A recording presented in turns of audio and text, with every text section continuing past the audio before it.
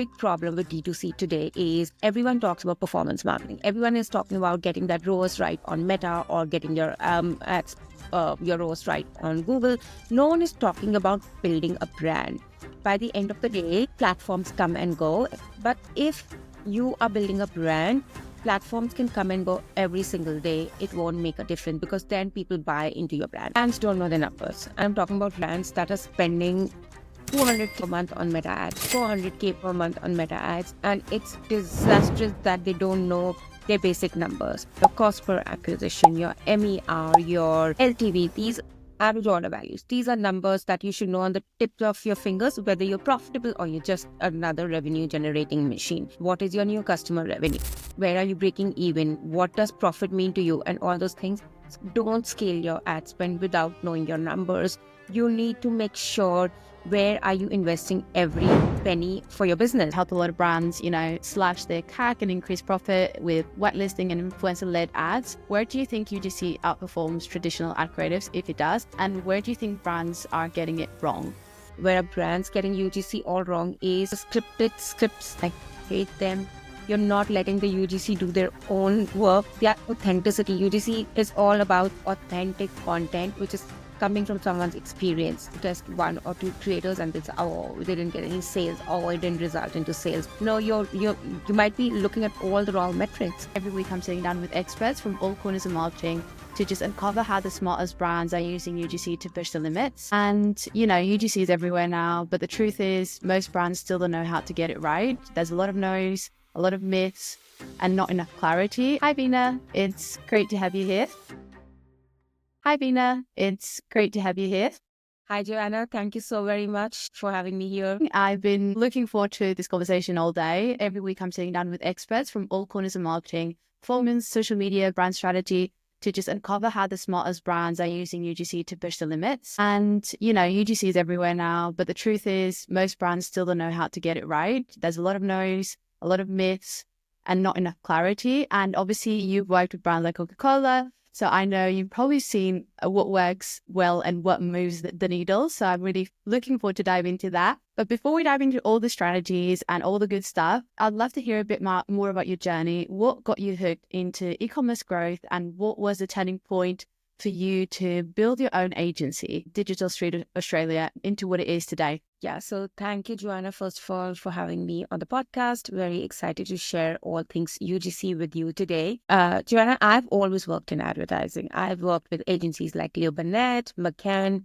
So I've worked across brands, categories, big agencies, always. And I've also moved countries twice. So I was in India, then Dubai, and 8 years back, I moved to Australia. So I used to work with Leo Burnett in India and in Dubai. And then when I moved to Australia, I was already consulting with a few clients in Dubai. And when I moved to Australia, because I didn't have local experience, no one hired me. And that's when I thought, all right, I'm consulting. Let me just take this to the next level. And I then started as a freelancer. My business grew really, really explored for one person. That was me, to handle all it by myself. And I started, going, as most agency owners, into a proper e-com agency. So we work a lot with e-com brand. We also work with digital products and other categories, but our primary focus is always e-com. It always fascinated me because, I worked in markets like India, Dubai, Singapore as well.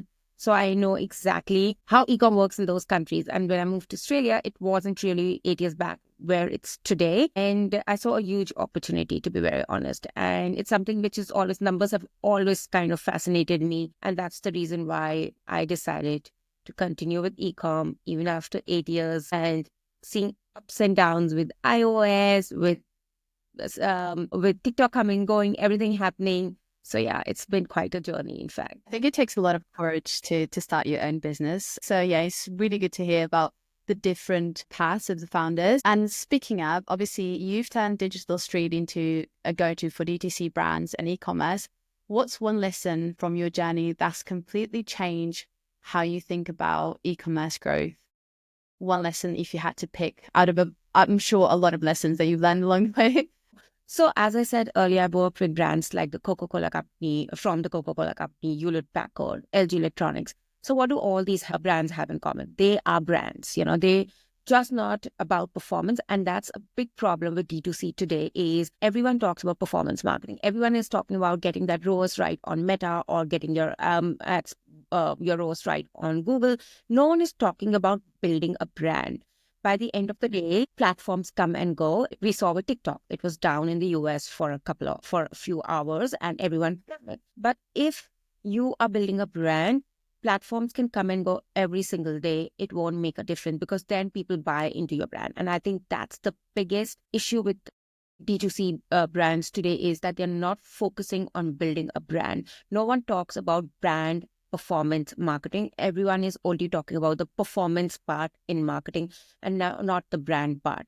And that's gap in the industry today. It's so true. I think it's so easy for brands these days to get distracted by the old new shiny things, new terms. But I think, like you said, the real value is in making brands build to last rather than, just a trend, a viral video, whatever it is. So I think sustainable growth is a big part of it. Like you say, I think it's really important that brands start to narrow down the focus on what really matters long term. So that is a great leading on to my next question, which is about growing sustainably. A lot of brands tend to scale too fast and hit a wall. In your experience, what's the biggest mistake brands make when scaling, and how does UGC fit into a more of a profitability first approach? Brands don't know the numbers, and I'm talking about really. We sometimes audit brands that are spending 200K per month on Meta ads, 400K per month on Meta ads, and it's disastrous that they don't know their basic numbers. So some numbers like your cost per acquisition, your MER, your LTV, these average order values, these are numbers that you should know on the tips of your fingers, whether you're profitable or you're just another revenue generating machine. What is your new customer revenue? Where are you breaking even? What does profit mean to you? And all those things. So that's the first step for any brand is to know your numbers. And that's where they kind of mess it up. And also, as you mentioned just now, it's really very poor advice to my mind when people say scale your ad spend. Don't scale your ad spend without knowing your numbers. You need to make sure where are you investing every penny for your business. It's basic maths, it's basic business foundations. And this is where and I see this advice floating around so much, it kind of pisses me off as well that, you just scale your ads, just scale your ads. On what basis are you asking someone to scale your ads? So I think that's where brands are really, really kind of feeling the pinch right now, especially with investor-led businesses as well. We've seen because everything is about spending, getting that revenue, and that's where they forget to build a brand. That's where there's so much pressure on getting revenue that you forget all your business foundations. And where do you think that stems from? Like, I think you're spot on. I think a lot of marketing, especially if you're a small team, the focus is a lot on the fluffy numbers. It's not on the things that actual matter. Where do you think the disconnect happens? Where do you think we're going wrong, or marketing teams or marketers are going wrong? I think it's also disconnect between various departments. So sales doesn't know what marketing is doing. Marketing doesn't know what sales is doing. Everyone is working in silo. Everyone thinks that our product development doesn't know what's happening.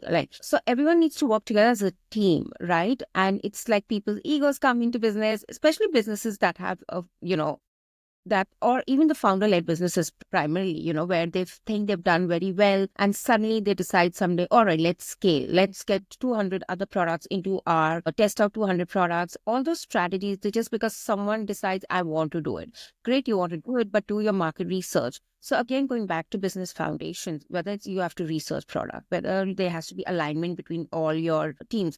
So CFO would say something, marketing would say something else, and sales would say, get me sales. Marketing is pushed into that pressure of getting sales, and no one talks about building a brand. No one thinks about the longevity of a brand. And that's why we see so many brands kind of wrapping up in 2024 and 2023, and they are really feeling that pinch as well, that what do we do next, because we are not profitable. So what do we do? And the first thing then you start doing is you start axing out your teams. You'll overspend on teams. Again, coming back to the basics is knowing your numbers. And another thing is then they'll start discounting the product, which will bring the brand value down, which will bring your profits further down.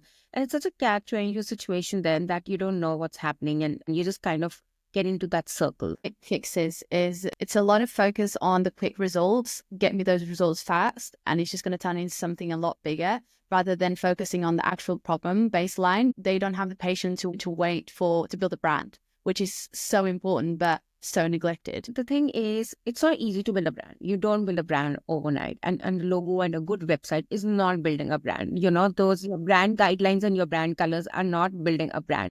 There is more to it. There is that end-to-end experience, and no one, I think, talks in the industry about building that brand experience from the first touch point to the last touch point and beyond, because everyone is so focused on getting that sale, on meeting those numbers, that we forget doing all of the basic homework.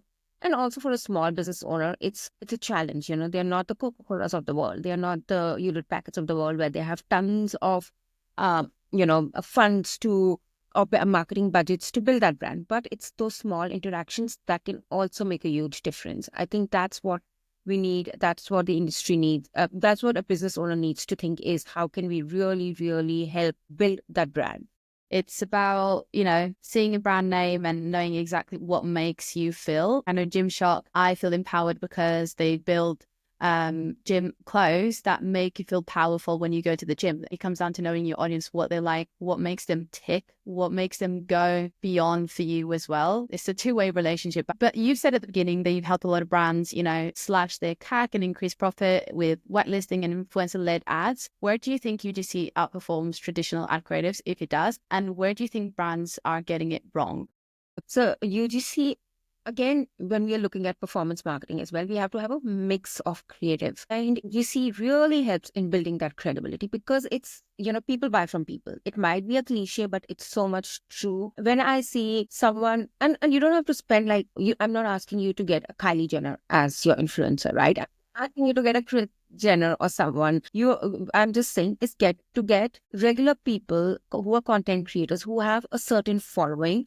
And depending on the size of the brand, even 10K following of an engaged audience is fabulous for someone. And that's a good starting point also. And to test out a lot of other creative, because when you see someone else talking about their experience and saying that, yes, I use this product or I use this service and I've got these amazing results from this product or service, it kind of, when I see that on my feed, it's more believable, it's more credible than a brand saying that we are so fantastic. It's like, someone else endorsing me rather than me just blowing my own trumpet. It's as simple as that.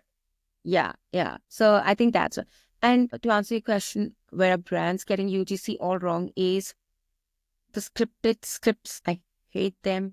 You're not letting the UGC do their own work. Their authenticity. UGC is all about authentic content, which is coming from someone's experience. Yes, there can be certain guidelines you can ask them. We always share guidelines with our content creators, but it can't be that we are dictating them the script. That's where, you're not letting them be the natural flow. The second mistake they make is they'll test one or two creators and it's, oh, they didn't get any sales, oh, it didn't result into sales. No, you might be looking at all the wrong metrics, and you need to try and you need to have that as a regular activity, because even when you are running your other ads, you're just not testing one piece of creative, right? You test hundreds of creative. Early, you have to test a few creators to know who vibes with your brand as well, and what kind of messaging is vibing in terms of creators as well, because today our feeds are flooded with content. How do we break it? Maybe it's how do you add more value to that content? So I think all those things are pretty much ignored by brands. We're so bombarded with content. I mean, there's a lot to unpack here, but we're constantly bombarded with content, and really good content, but a lot of content. And I think consumers have gotten really good at detecting what's performative and what's authentic. And I think with brands, where the disconnect happens is, like you say, brands, first of all, they don't have a clear UGC strategy. They see UGC as a one-off kind of content piece, and that's it. Oh, it didn't work, so we're not going to repeat it. Instead of having a strategy like they would have for paid ads or for something else, they just it's a one-off thing, and then they just, move on to the next shiny thing. They just don't have a clear strategy. And I think the nano influencers, the smaller creators with smaller niches, we've seen a rise of that now, because people are craving more their authenticity. So they want to see that content and they can't, a lot of the times they can't get that authenticity. A lot of it feels scripted. And, I think the nano creators are kind of reshaping the influencer landscape because people want to feel connected to a brand beyond a video. It needs to be relatable. So I do think, yeah, there's a big disconnect between what brands are giving and what consumers are craving. So yeah, I think that leads me nicely onto my next question, which is around UGC being treated as a top of funnel thing. UGC popping up more in retention and loyalty strategies. How are you seeing UGC impact customer lifetime value from your experience with the brands that you work with? So what we tell brands is to have UGC affiliate codes as well, because then what happens is if they also need some incentive. You don't need to pay them. I mean, of course, you need to pay them a base fee, and how we do her deals as well is pay them a base fee, and then you get a percentage of the sales affiliate code from the affiliate codes, sales commission thing, which motivates them as well, because then they're pushing your brand every now and then.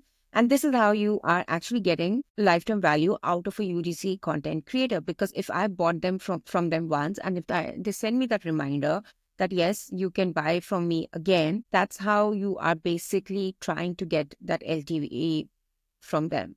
So that's one strategy. Another strategy we've started using, Joanna, I don't know if many brands are using this or not, is to push UGC content via our emails and on our landing pages as well. So if we have a great UGC piece of content that has performed well on our ads, we take that and we put that creative on our landing page as well. So there is this direct connect, what I like to call as the congruent landing page. And you can't do it for all your ads, right? Because you run so many ads. But if you do it for your best performing ads, and sometimes if your ads are not performing well, but you think there is one angle which will crush it because your data shows it, or it's maybe performed for you in the past, just take that angle, get a UGC created around that, and put that same onto your landing page, and you will really see the sales go up. That's another way to use UGC. And the third way we are also using it is via emails, because no one is talking about using user-generated content via emails. And it's,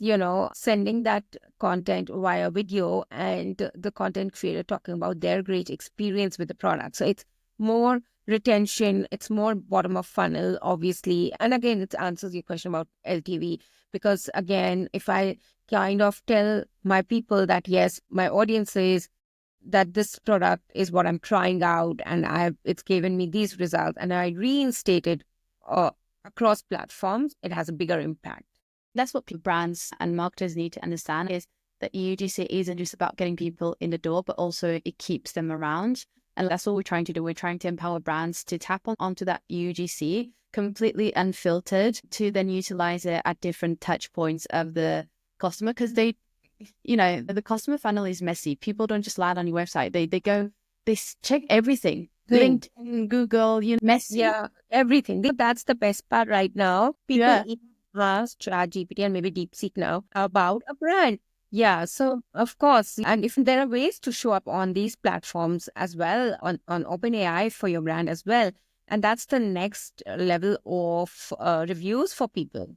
I don't think if I'm looking for something, if I want to go to a pizza place, if I'm going on holiday, if I'm doing anything, I will go on ChatGPT, and I don't have the patience anymore to go on Google and search for it. I just want ChatGPT to give me a quick answer. So that's another way people are searching for. They want quick answers. But yeah, I think sometimes we forget that UGC is really powerful at different customer touch points rather than on just your Instagram or TikTok. It needs to be utilized in full force. So I think once brands understand that it can also be used as a nurturing strategy to keep them in, then it'll be a really game changer for them. So you've worked with, big names like Coca-Cola, but also smaller D2C brands. How does UGC strategy differ between, enterprise, bigger brands to smaller ones? Bigger brands always have that advantage of getting the best talent, right? They can just, figure out, maybe there are people who are trending or people who are popular. And it goes back to, brands like the Coca-Cola, from the Coca-Cola company, using celebrities. So they can get anyone. They can get a Kris Jenner, they can get a Kylie Jenner, they can get or anyone they feel like. Yeah, whoever. And unfortunately for smaller brands, they don't have those kind of funds to spend on, which is great, because that is where, when we are choosing influencers or content creators for smaller brands, we look at their engagement rates. We look at what kind of impact are they creating within their own community or tribe of followers. And that's a very, very engaged audience most of them have. And that's the leverage a smaller brand can have over for despite lack of funds or with limited budgets. So I think that's one thing. Secondly is as a big brand, obviously you can have a bigger risk taking capacity. You can experiment with 200 influencers or content creators, but for a smaller brand, budgets are limited, reach is limited, and you have so many other limitations as well that you really want to stick to people, who are going to be able to create that impact within your for your brand. So that's another factor which really plays an important role. And that's why when we are choosing for brands, each brand has to know who their audience is and the influencer's audience as well. Because sometimes brands get so attracted just by looking at the following 100K following. I'm going to go and pay them tens of thousands of dollars just to endorse for me or just to like kind of be my content creator. But they don't realize that big brands like Neutrogena, Coca-Cola, they all do that due diligence before they sign up anyone, and how that influencer, that celebrity or whoever it is, kind of vibes with their audience. Similarly, small brands need to do that due diligence. They need to make sure that content creator fits into their brand's profile, into their brand's persona.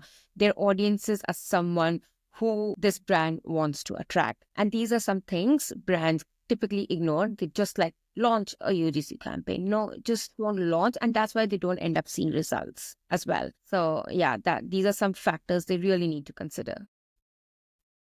How do large brands like Coca-Cola, for example, how can they maintain that balance between, that scale of UGC without losing the personal touch? So if you really look at big brands, what they typically do is the way they choose their ambassadors, their influencers. Most times they would also just take trending people, like, people who are really popular right now, and they would tap into their popularity. So for them, doing at scale, because they have those kind of funds, they have the teams, it's easier, in fact, I think, somewhere. They just need to make sure that they are reaching out to the right people. For them, it's not so difficult. It's the smaller brands that actually struggle in getting that right kind of scale. For them, they have all the guidelines, Coca-Cola and all, they have the processes, the guidelines, their marketing, brand guidelines, and they know as a team, we have to stick to these, and there is only this much room for flexibility or whatever the percentage of flexibility there is. And on the contrary,